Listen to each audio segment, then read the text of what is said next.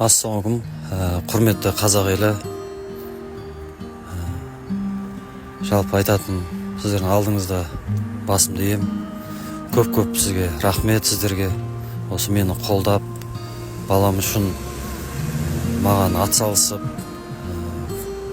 қол үшін беріп жатсыздар.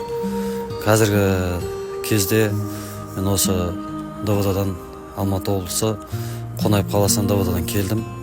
Ол жерде іс оң жағынан қаралып жатыр, және де бізге адвокаттар келіп көмектесіп жатыр.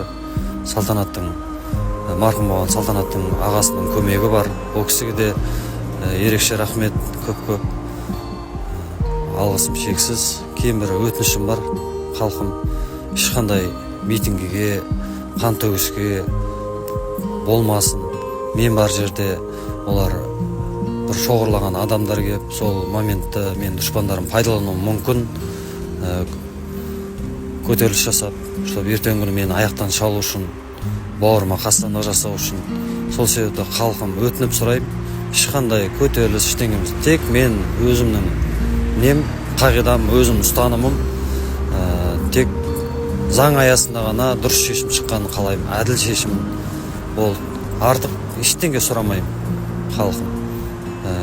Шындығы керек, қандай да ақпараттар болып жатса, мен өзім тікелей өзім ғана бөлсем, ешкімге сеніп, видеомонтажға, аудиозаписке, суреттерге, фотоларға сенбеңіздер. Өзіме және де ақылы түрде адвокат жалдауыма тура келеді. Кейін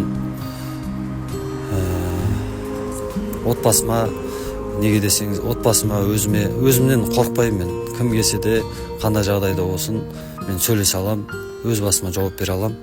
Ал отбасымның жеке қауіпсіздігі үшін сол уайымдатады мен болғаны.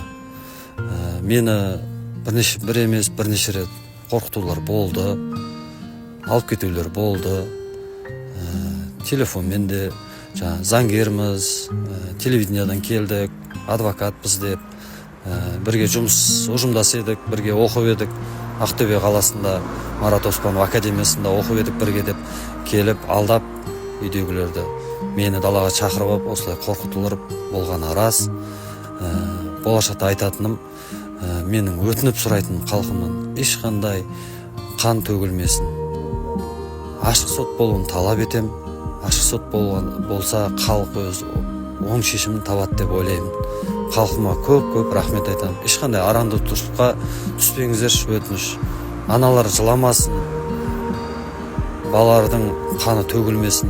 Менің өтініп сұрайтыным. Бауырларым, жігіттер, араңдамайықшы, алданып қалмайық. Сол менің сұрайтыным, өтінішім. Жоғарыда ағаларда қазір заң аясында қолға алып қарап жатыр.